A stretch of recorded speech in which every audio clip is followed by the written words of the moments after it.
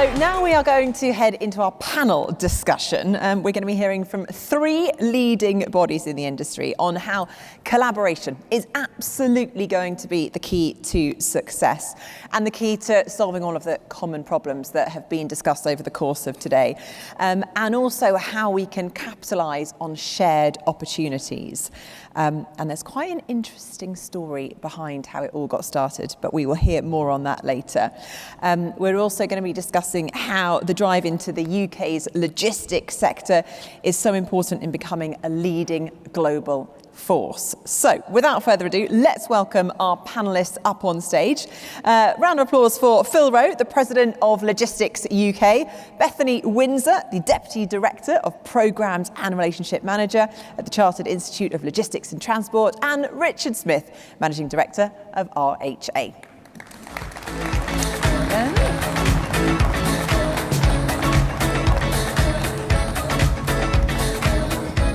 That must be your water. And just a reminder that hopefully we'll have time for a bit of a Q&A, so remember to use your box and submit those questions. We'll get onto them later. Welcome. Thank you so much for joining us. Let's kick things off, I think, Bethany, with you, if that's all right. And just explain to us at the moment how the key industry bodies are currently collaborating. So I've fallen at the first hurdle. I don't have my clicker. I will get your clicker. Hang on a minute. I will show you. Here's one I made earlier. We need the clicker. Here you go. It does Sorry, work. Nikki, there might be a tiny millisecond delay. So That's don't quite all right. Should we start that again? Yes, absolutely. Yes, tell us. And take 2. How are the key industry bodies currently collaborating at the moment? Absolutely. Now I've got my clicker. We shall click on.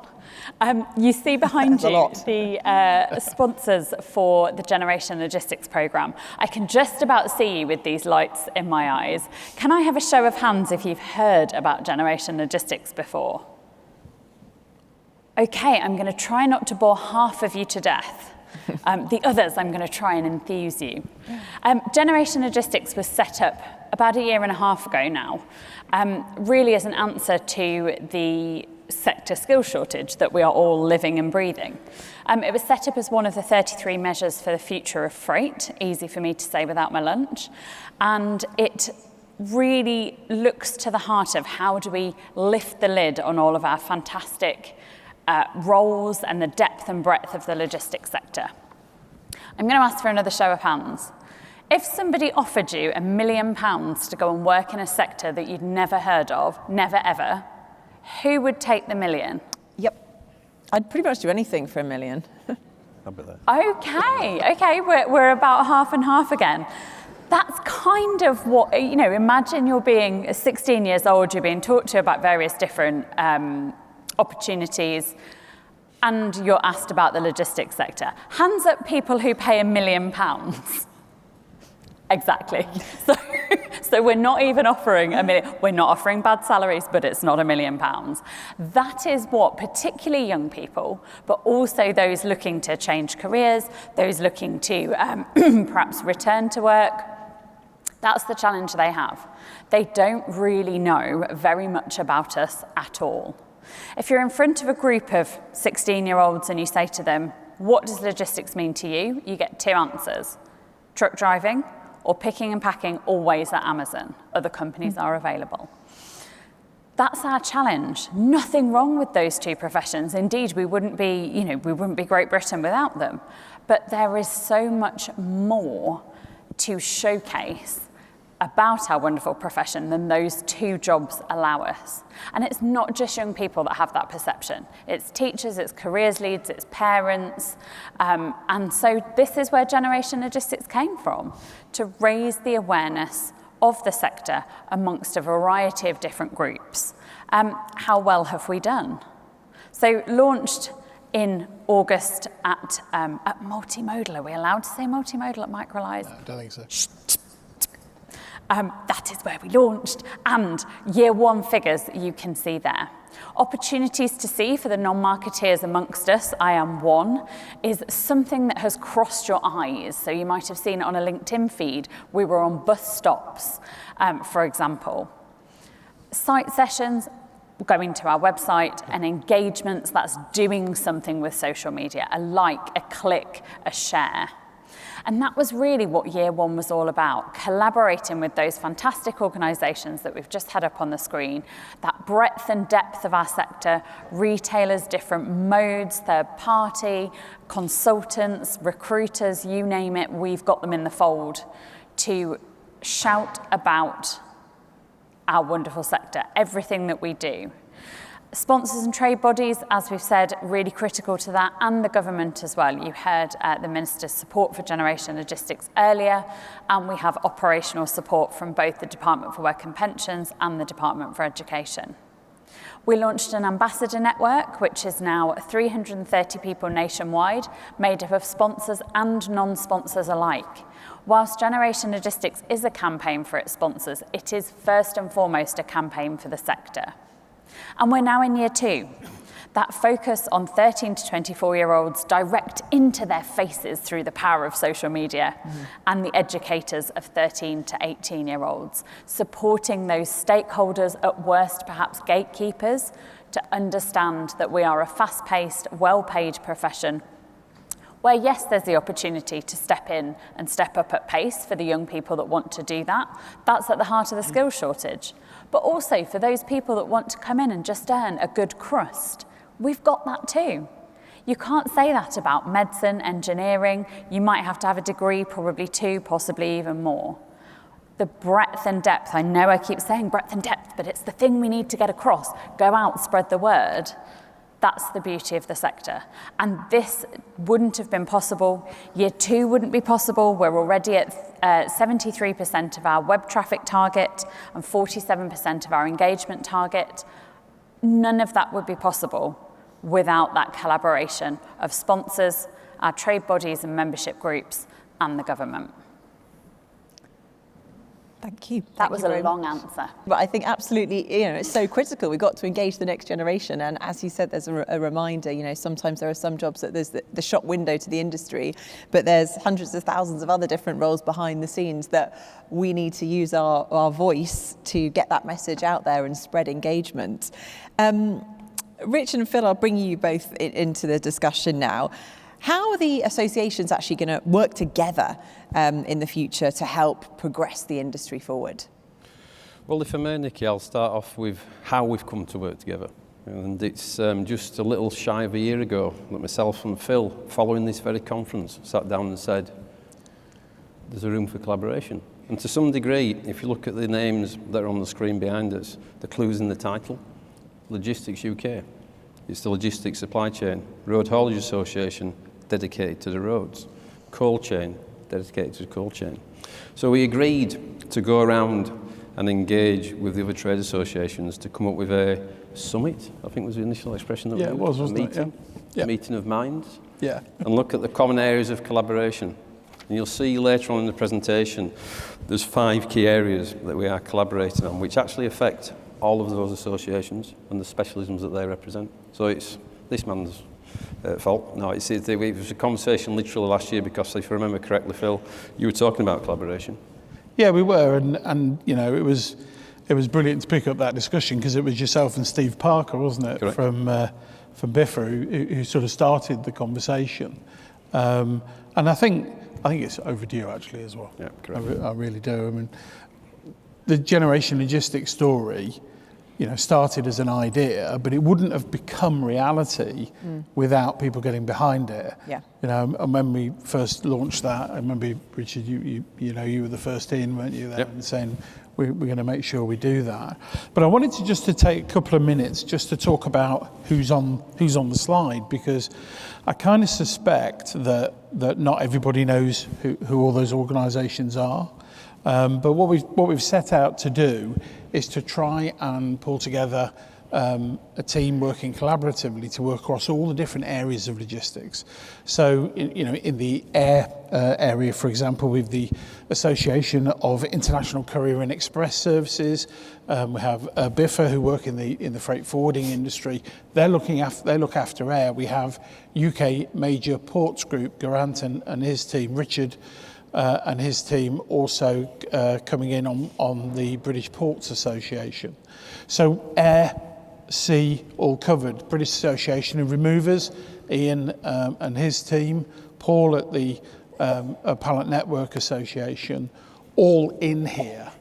Claire and the UKWA also joined in, Phil and the team at the Cold Chain Federation, obviously, as well as Richard and David at Logistics UK. So when you put all of this together, what we wanted to do was to use our representation, because fundamentally we exist to represent you as organisations that are working across the logistics industry, to be able to say to government and also to other stakeholders what's important, what matters, and to really represent all different areas of that agenda going forward. And I think with this organisation we've probably got it, really, don't you? Yeah, and I think if I may add, Phil, if you think 80 years ago when the RHA was invented, and I think, is it 100 plus years for logistics? Yeah, something like that. It was a very different supply chain. It was a very different world that we operated in. And roll the clock forward, we've got the APM, which is the pallet network. So that's the last mile. And as Phil has just explained, the associations that make up the alliance, it's not an exclusive alliance, others can join, but it's representative of what we call logistics. And I think the word logistics is a word that is misunderstood on many occasions. And if we did a poll around the room and said, define logistics, we'd probably get 200, 300 different answers. And it's really important that we look at the end-to-end and we recognise the part that our associations play in the vertical that supports the horizontal, if that makes sense. I think it also makes it easier for government as well, Nikki, because I think government also sometimes look at the logistics industry and they're a bit startled.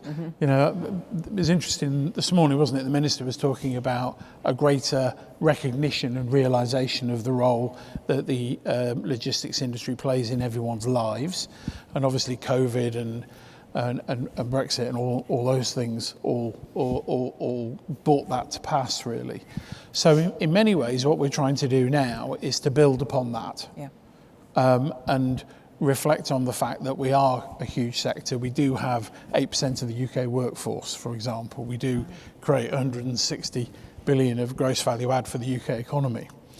So I think we need to be listened to perhaps more strongly, and maybe build on some of those successes as we go forward. And we can also play our part in really helping the country move forward. And I think also, Phil, again, if we can just add to that, is coming up with the joint solutions. And we're going to talk about that a little bit later on through the presentation on the 5 key areas that we're asking for and why. So, for example, without stealing Phil's thunder, there's a warehouse at the end of a truck, usually, and vice versa. So when we talk about decarbonisation, the solutions need to be looked at in the round and not in isolation. Brilliant. Very diplomatically put. We need to be listened to more strongly. Let's try. Well, the next part of our discussion is, it's interesting. It's more about kind of what is the key theme for being delivered for your business. And I think, I don't know, we've got a bit of a poll that we can ask the audience. I don't know if we want to get into the discussion first and then ask the poll, or we could do the poll now. Do the poll, yeah. Let's do the poll. All right. Okay. So if everyone, whip out your phone, get involved, because it's important that we get everyone to vote for this, because it really does sway the answer in a different direction. So let's get everyone to do this question. Which theme is the key to being delivered for your business? Infrastructure, decarbonisation, battle for talent, or growth? So if everyone could cast your vote now, and then we can get into the discussion. There you go. You got 10 seconds to make up your mind. Don't get it wrong. I would have said. What do you think they're going to go for? I'm not sure. I think maybe talent or growth. I think talent. I don't know. You reckon talent? Oh, no, Oh, wrong. Oh, growth. Completely Interesting. Battle for Completely talent is wrong, as actually always. the lowest, down at 12%. So it's growth at nearly half, 44%, infrastructure, then decarbonisation and battle for talent. Right, okay, discuss. Well, I think, it's gone. 3 and 4 is probably intrinsically linked. So, the battle for talent, because we are in a suppressed economy, an economy that's not growing. So right now, it's not a pressing matter for businesses. And if we look at the drivers, a shortage 3 years ago, You know, it's suppressed is the issue around drivers and the actual ageing profile of the workforce because the economy is down and it's sluggish. And the criticality to us is that when the economy starts to grow again, the logistics industry needs to be ready to support that. Because 90% of what goes in this room has been on a truck at some point, for example. And I think therefore we went a bit broader on the battle for talent, didn't we, that on Bethany, and there was different themes that we were looking to develop against that agenda. Yes, absolutely. We have to win the battle for talent, and 12% of you agree with me, I'm sure. I'm sure many, but we had to pick one. We are hugely reliant as a country on logistics workers, 2.7 million, 8.2% of workers involved in our sector in some way. But we know we've got challenges, the ageing workforce, the lack of knowledge about our sector, Britain's exit from the EU. You know, this isn't new news, and yet it continues. And of course, as we know, standing still is going backwards. So we must ask for change, we must be part of that change. In terms of the requests for winning the battle for talent, we'd very much like to be able to change the apprenticeship levy, to be able to use it for other forms of training. Again, this won't be new news, but we need to keep talking about our requirements as a sector. We've put in over £1 billion into the levy since its inception in 2017, but we believe that only about 250 million has been drawn down. And that's quite simply, I know it's easy to say and harder to do, but because we know that not every profession in our sector needs to have an apprenticeship with it. Some of it is training, and we are not able to use the money against that training agenda. We've also had a reverse in, we need to reverse, the decline in courses. In my time working in both further education and higher education with logistics providers, we've seen wonderful courses grow and fail. Two reasons for this. Firstly is the funding can be too low to cover the course providers, so it just doesn't make financial sense. And secondly, it's that awareness piece. If we build it, they will come, doesn't work for our sector. We have to be out there banging the drum about that fast-paced, well-paid profession that we are. We would also encourage the government to invest in a diverse range of courses. Many other sectors that are analogous to ours, very practical, and at the heart of the national interest, let's not put too fine a point on it, have T-levels. They have many more boot camps than we have. So we really need to make sure that we have training, including but not limited to that apprenticeship agenda, that fits all people looking to take that next step. And if they're not sure where to take it, we need to make it easy and accessible for them to consider logistics. That comes down to Generation Logistics and the initiatives that you will have going on in your organisations as well. Raising the profile, lifting the lid, making sure that people know that there is a place for them in the logistics sector. And once we've got them in, we need to retain them. We've talked today about facilities, that migratory labour piece that we're all very familiar with over the past couple of years. We have to look carefully and in depth at trying to solve some, if not all, of these issues. It is complex. It's reductionist to sit here and say, here's my 3 things or 5 things that I'd like to change. But it is essential that we start to tackle them in a unified way. The theme of this talk is collaboration, in a collaborative way. Otherwise, we won't win that battle for talent. And I think, just to add to what Bethany said, if you take mechanics as an example, so since 2019, there's 60,000 mechanics have left the industry. A crucial role. I will always bring things down to a road haulage example, because obviously that's the trade association that's part of this collaboration. And you look at the number of courses now that are available for a heavy mechanic. It's gone from 230 down to less than 50. Yeah. So that is a big issue to this country. You look at the DVS at this moment in time and the fitting of the new kit. And there's another story to be discussed around that, which I'm quite happy to talk to people about outside this meeting. there's not enough technicians to fit it. It's an issue across. So collectively, under the banner of the Alliance, we will champion for the specific specialisms for the associations that are part of it, but the voice will be louder collectively.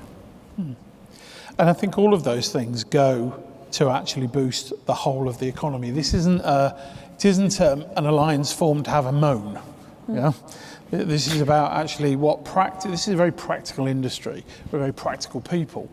It's about what can we do as a set of organisations working on behalf of our members to influence the future direction of government, doesn't matter who it is really, to improve the economy. Because fundamentally we have to improve the economy in this country. I mean, it's interesting that growth came up, so strongly, nearly 40-odd%, wasn't it, I think, on there. And, it is an issue for us individually, as companies, but it's also a massive issue for us as the UK economy. And the thing about the logistics industry is that we're one of the very few industries that's growing everywhere, because generally speaking, the logistics content of daily life is increasing. And so we are offering more opportunity and more growth. But we can also play a really big part in driving growth in the entire economy. We did a piece of work recently, looked at the connectiveness of the UK economy, both in terms of trade and infrastructure. We've taken a bit of a decline really over the last 10 years.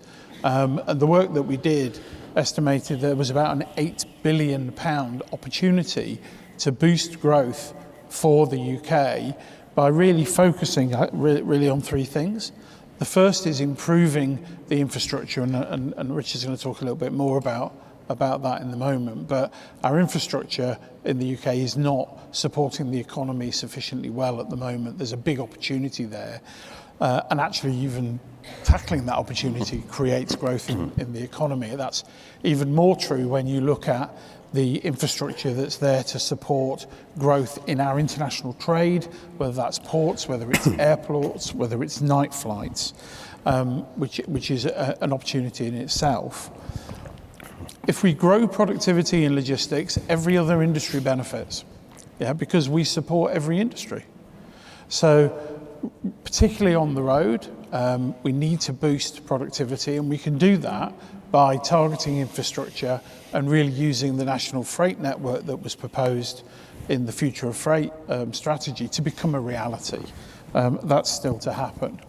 But the final area that we could really boost our growth in the UK is by making it easier for us to trade. We know that trade is under pressure at the moment, but there's so many opportunities that we could take, both in terms of digitalisation, in terms of our trade agreements that we have also with other countries. And so we really want to work with, say, whichever government, doesn't matter what colour it is, but we really want to work on the practical things that make it easier for UK manufacturers to export, that makes it less costly actually for all businesses both to import and export, and invest in that infrastructure, which is really important for driving the productivity of the logistics sector and therefore of the rest of the UK economy. You keep leading me into infrastructure. Go on then. I'll go on. I mean, it was interesting to listen to the Minister this morning talk about the task and finish group around the facilities, and this is a good example of this collaboration. So that was a group that was driven initially by the RHA and supported by the other trader bodies. And as a result of that, we've now got a clear task and finish group with a timeline that's looking at the availability and the security around these facilities. There was over 5,000 vehicle thefts from vehicles last year. This is not a safe industry for our drivers. This is not a place that we should be sending people to sleeping overnight in a modern economy. And something needs to be done with that. That again ties into the warehouses. It ties into sea, it ties into the ports. It's all intrinsically linked. So whilst the specific asks for specific industries, it all goes back to Phil's point around the growth of this economy. And this economy will not grow if we do not have a resilient logistics supply chain. Fact. And I think we see it in the planning. There's a lot of talk about planning at the moment, isn't there? We heard it this morning from the Minister, and planning has become a real sort of blockage for the UK economy. There was a piece of work that I think Savills did recently, saying that the indigestion in the planning system had delayed a third of all projects.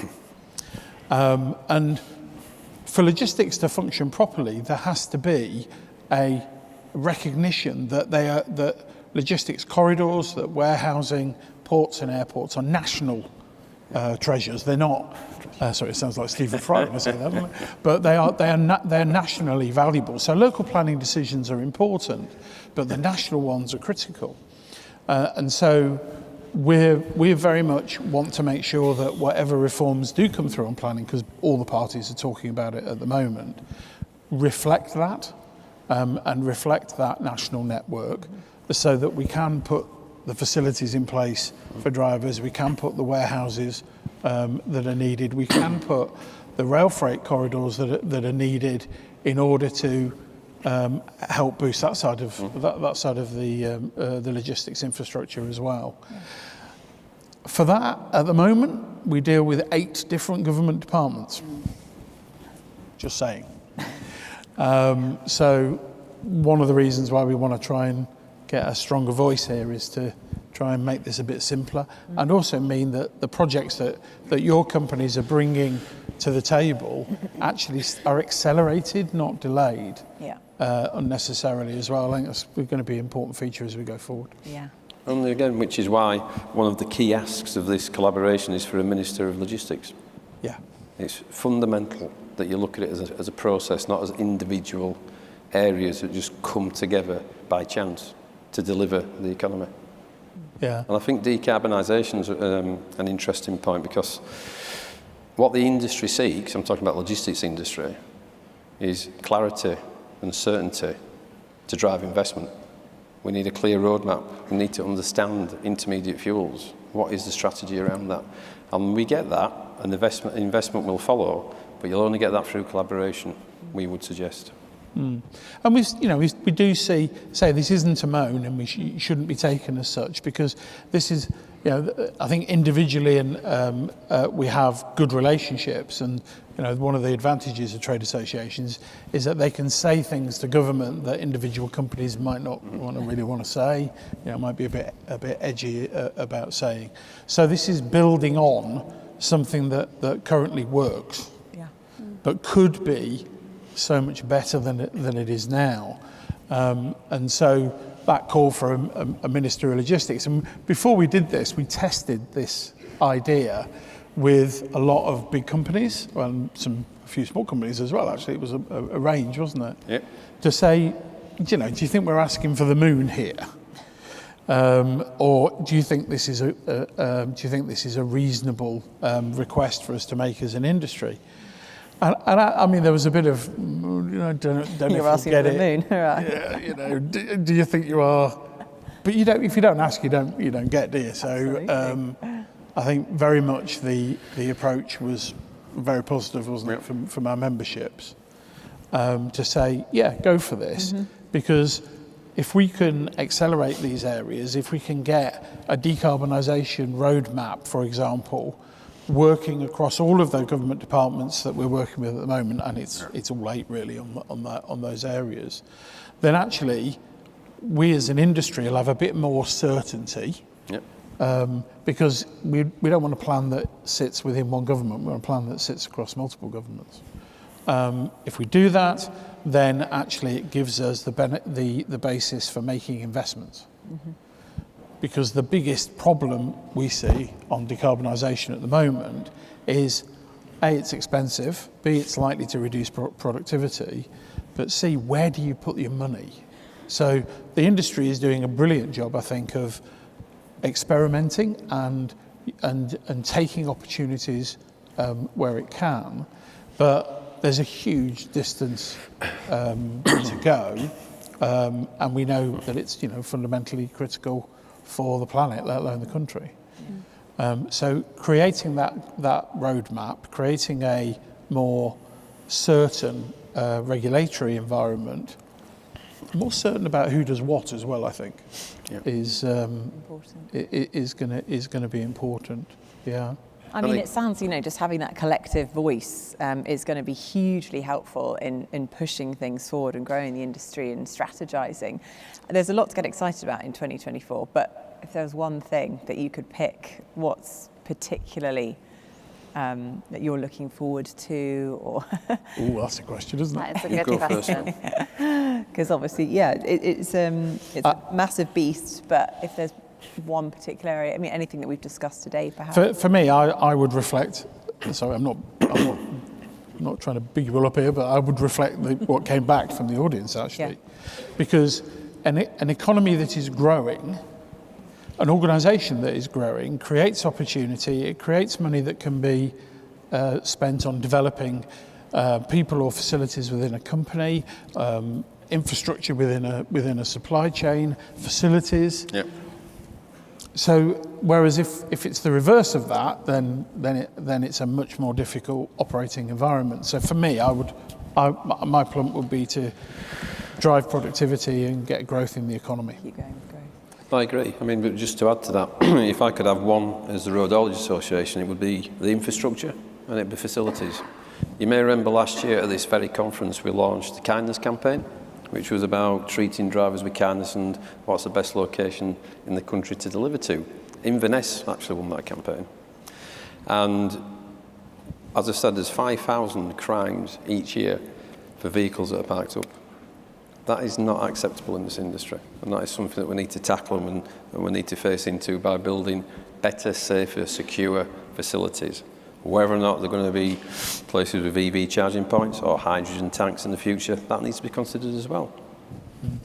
I'm a simple beast. I have a one-track mind, and that track is generation logistics. So the thing I think I'm most excited about in 2024 is hopefully the start of year 3. We hope to continue that track with, promoting the profession to young people, those educators, and I think with both parties, engaged in that discussion at this point, we do stand to make that happen. And as I said earlier, we're not making that happen only for our sponsors and our partners, we're making that happen for the sector. This isn't one and done, it's certainly not 2 and done either, it won't be 3 and done. This is a campaign that has to have longevity because we know, even though we're in a good position or a comparatively good position in terms of open posts at the moment, we know it comes in peaks and troughs. So I think keep banging that drum well into the back end of 2024 when we hope to start year 3 should really get us that recognition amongst those, particularly those educators, but ideally with those young people as well, that we are the sector to come into. We can solve those infrastructure, productivity and decarbonisation issues with new talent coming in with new ideas. So I think that's very exciting. I've got an interesting question here from the audience. It's just disappeared. Well, I'm going to ask it anyway because I read it, which was, logistics isn't seen as a sexy job for young people. Speak for yourself. I know. Other than telling people that it exists, what can we do to make it more appealing? So the way that Generation Logistics talks about logistics is in the sense of job families. So we have 14 different job families, open to more, and please don't ask me to list all 14. But there's that heart of logistics, so transport, warehousing, customer care and infrastructure. And then around the outside, all of the professions that help to keep a logistics organisation running or a company with a logistics part to it. So HR, finance, customs compliance, IT, I told you I couldn't name all 14.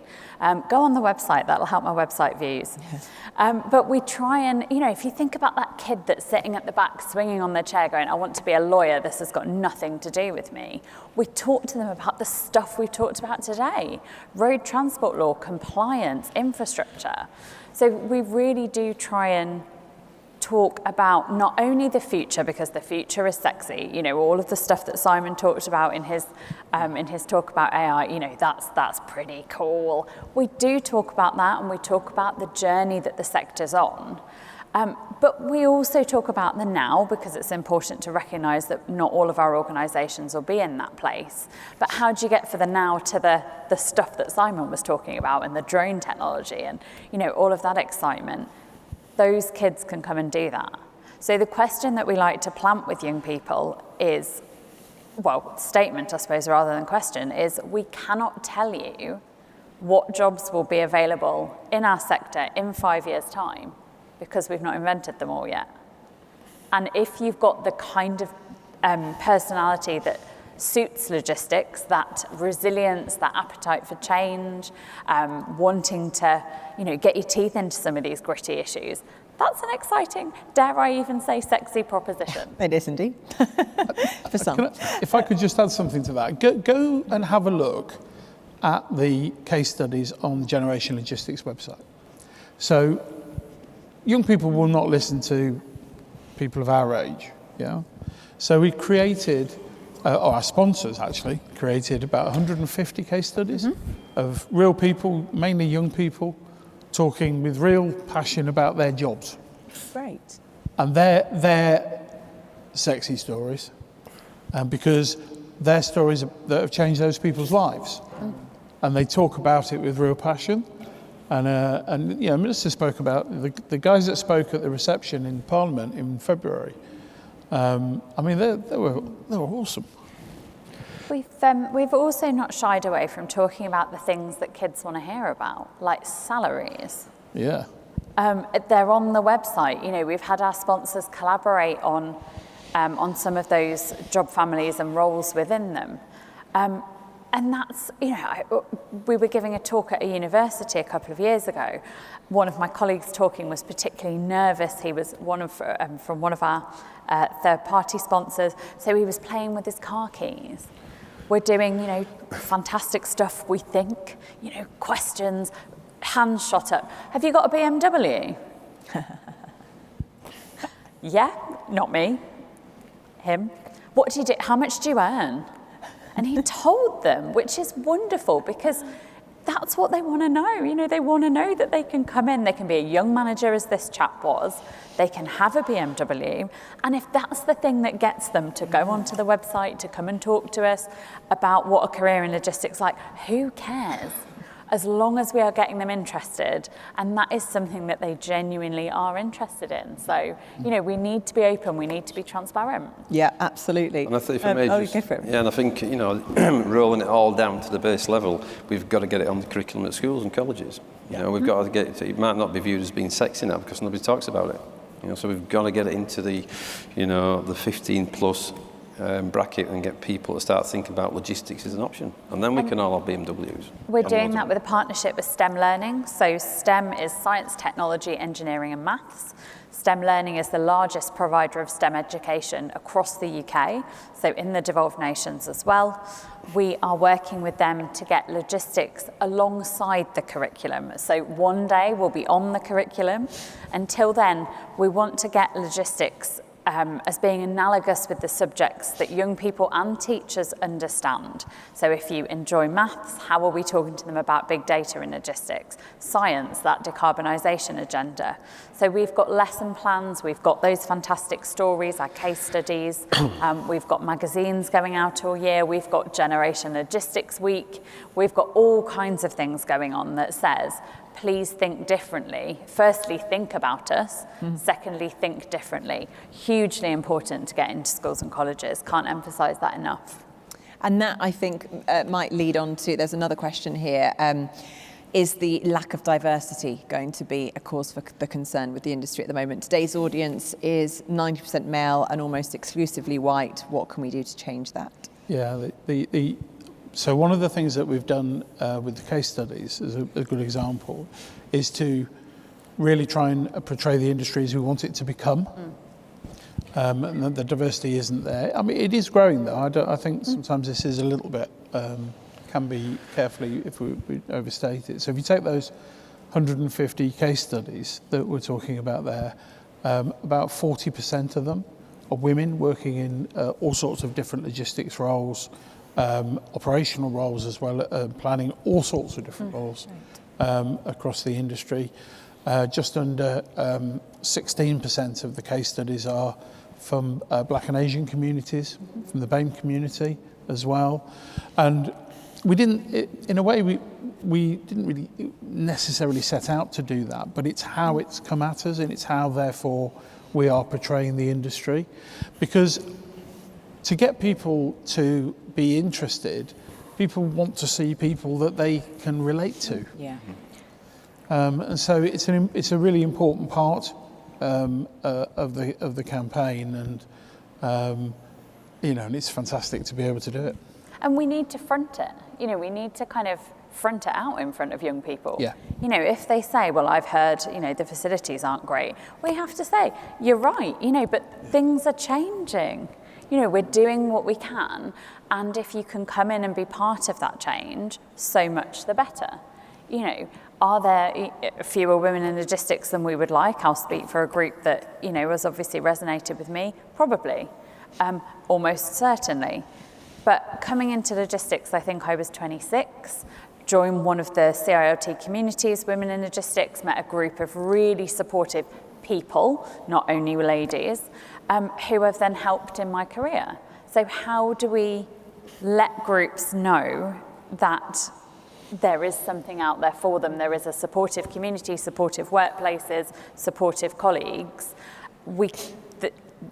People can't be what they can't see. So it comes back to those real people talking about real jobs with real passion that blaze that trail, hopefully, for people to follow behind them. Yeah. It is a problem, but it is one that we can only hope to address with the support of such a wide variety of people. Mm-hmm. Yeah, absolutely. The old phrase, you've got to believe it or see it to believe it. Yeah. Maybe next year we can get the next generation up on stage, and they can be the leading. They do it better than we do. We do have, before we conclude this session, a little final poll to ask you guys, and then we'll be going into lunch. So if you could make your phones out again, we're going to go into the next question, which is, which regulatory change would have the most significant impact on your business operations? So we've got 5 different answers there. Changes in labour laws affecting driver hours, emission regulations for vehicles, tax incentives for green initiatives, tariffs and trade policies affecting supply chains, or data protection and privacy regulations. If you'd like to cast your vote, I will ask you to predict. What do you reckon? I know, what are you going for? I would probably go for 3, I think. Tax incentives. Yeah. Agree. Don't let them sway your answer. I'm going 4 then, just to be difficult. There you go. There we are. a close second. Cause and effect. So it is, nearly 45% there for tax incentives for green initiatives. Slightly expected. You saw that answer coming. Yeah. Took a risk. Is what? Took a risk. Took a risk, yeah. Got it right. Let's take a look at the final question then. In which area do you believe there is the most potential for innovation in transport and logistics? So we've got fleet management and optimization, last mile delivery solutions, supply chain visibility and transparency, sustainability initiatives, and finally customer experience enhancements. All sort of been discussed today. Right, cast your vote and you can predict. I predicted the last one. What do you reckon? I'm going to go for 5. Yeah. What was that? 5. 5. Could be wildly Customer wrong with experience enhancements. What are you going for, Bethany? Yeah, I think 5 with the AI. Oh, no. Miles away. Okay, Miles so away. it's a tiebreaker almost between Yes. fleet management and optimization and sustainability initiatives. But with you 3 at the helm of it now, you're going to crack these problems by the end of 2024, right? Our young people certainly will. Brilliant. Well, lots to think about. Thank you so much for that, for you guys getting involved in the poll. Will you be hanging around this afternoon and over the course of the next break? So if you do have any final questions, please do ask Phil and Bethany and Richard. Thank you very much.